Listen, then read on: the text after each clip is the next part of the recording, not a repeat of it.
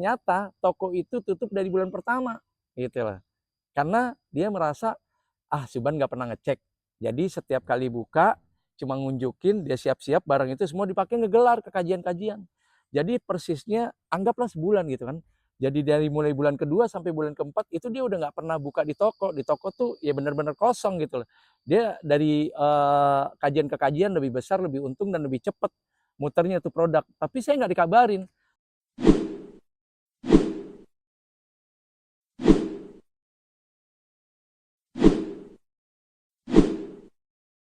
Assalamualaikum warahmatullahi wabarakatuh.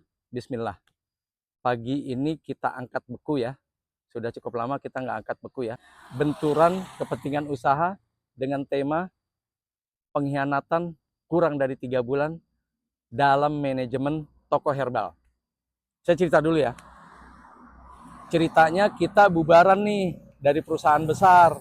Saya ambil pensiun dini, sebagian besar juga pensiun dini, sebagian kecilnya gabung dengan perusahaan retail Eropa ya, yang saat itu lagi mencengkramkan kakinya di Indonesia.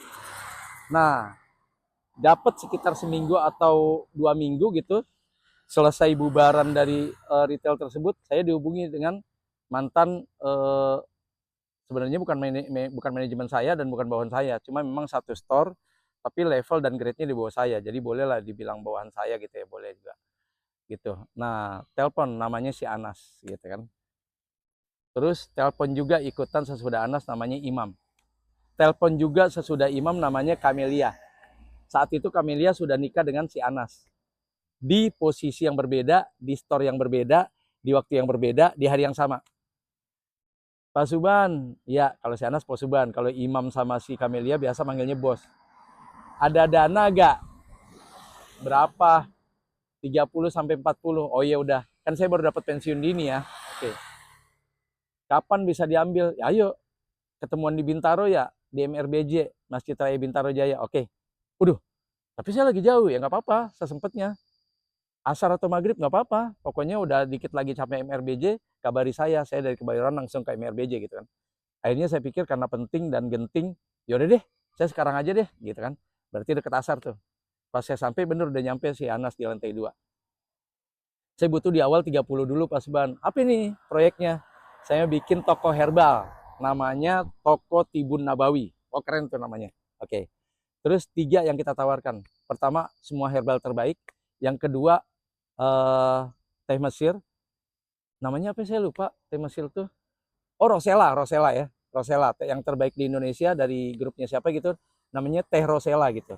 Jadi teh Rosella itu 2. Itu kan tadi yang pertama herbal terbaik, yang kedua penawaran teh Rosella dalam keadaan belum dikemas dan belum dimasak atau belum menjadi minuman yang jadi, masih benar-benar teh dikemas di bungkus biasa, kondisinya teh mentah gitu, masih daun-daunan teh kan gitu ya. Itu yang kedua. Yang ketiga, saya mau bikin sekelas ale-ale gitu kan, segelas Gracia, sekelas M150 dalam bentuk gelas, atau sekelas minuman warna lainnya yang dalam bentuk dan dalam format gelas kan gitu ya, segede gelas aqua. Apa namanya?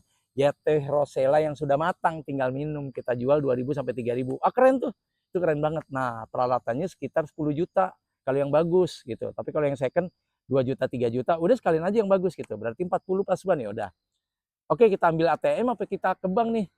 ATM aja deh, dia bilang. Kalau ATM saya sehari paling bisa cuma 10. Ya nggak apa-apa, tiap hari Pak Subhan 4 hari berturut-turut kan masih 40. Ya udah. Transfer tuh 4 hari berturut-turut. Di hari kelima saya dapat telepon tuh dari Kamelia gitu kan. Di hari yang sama tadi bersama Anas dan itu juga udah telepon.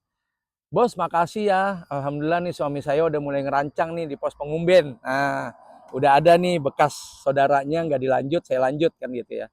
Saya akan coba memanfaatkan amanah ini dengan baik bersama suami saya Anas gitu. Tapi nggak dikabari bakalan tinggal di situ, saya nggak tahu gitu. Terus udah suatu ketika di 2 minggu atau 3 minggunya, Imam bilang, bos saya gabung sama Anas loh bos. Iya iya kan kemarin di hari yang sama udah tiga kali tuh telepon Anas, Anda dan Kamil. Iya udah oke. Okay.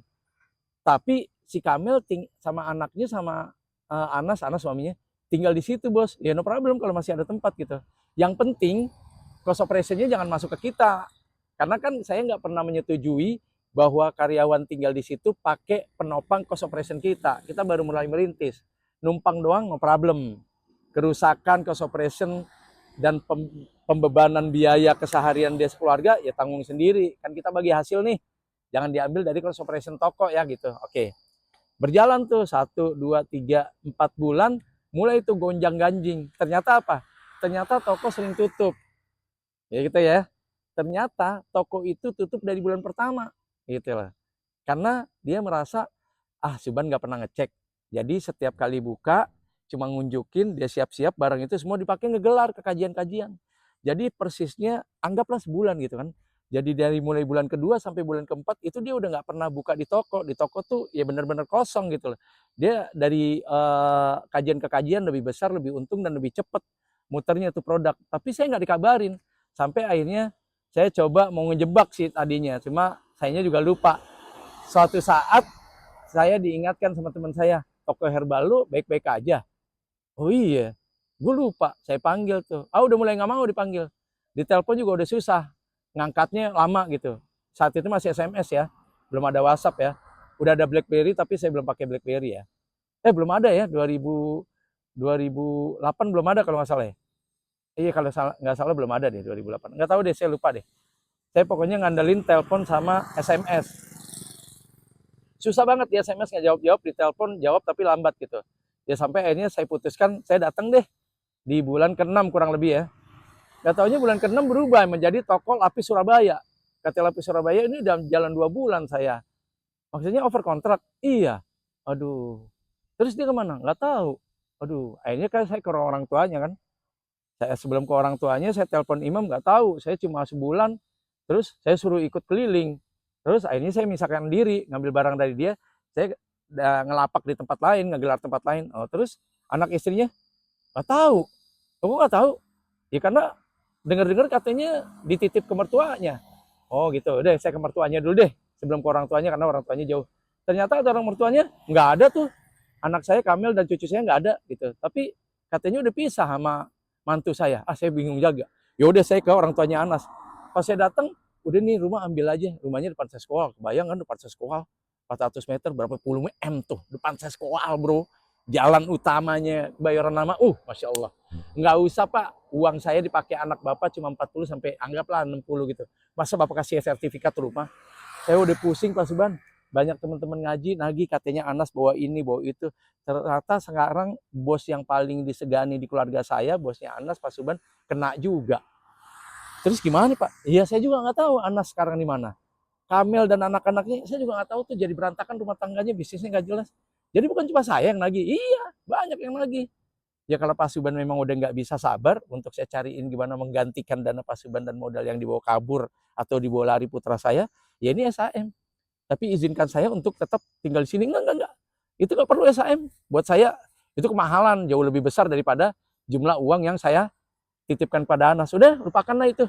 Ya dari mulai saat itu sampai saat ini, ya saya tidak pernah ketemu. Pernah ketemu sekali di kajian Ustadz Hakim. Udah saya pegang nih, saya titipin temen. Temen beli sesuatu gitu pas saya keluar wudhu, ya udah kagak ada. Ya udah semenjak itu sampai sekarang ini, ya udah cuma Allah yang tahu sama dirinya. Ya itu pelajaran bagi kita ya. Jangan karena jidatnya sama-sama hitam, jenggot sama-sama panjang, kajian sama-sama di satu majelis, ustadznya sama-sama, terus percaya. Jangan. Itu keburukan saya. Beberapa kali saya bikin beku, benturan kepentingan usaha, saya selalu nganggap jidat sama hitam, jenggot sama panjang, cingkrang sama cingkrang, masa iya kagak amanah, masa iya nggak jujur, masa iya nggak profesional. Kenyataannya kejadian. Ya, itu tidak boleh diulang. Cukup Suban yang terlalu bodoh melakukan kesalahan lebih dari 2 kali. Karena keledai tidak pernah terperosok di lubang yang sama lebih dari sekali. Kan gitu. Sekali, habis itu lubang kedua nggak akan terperosok tuh. Tuh keledai. Suban bersama bekunya udah lebih dari 5 kali ya. Kurang lebih gitu. Yakinlah bahwa kesuksesan telah lama menanti.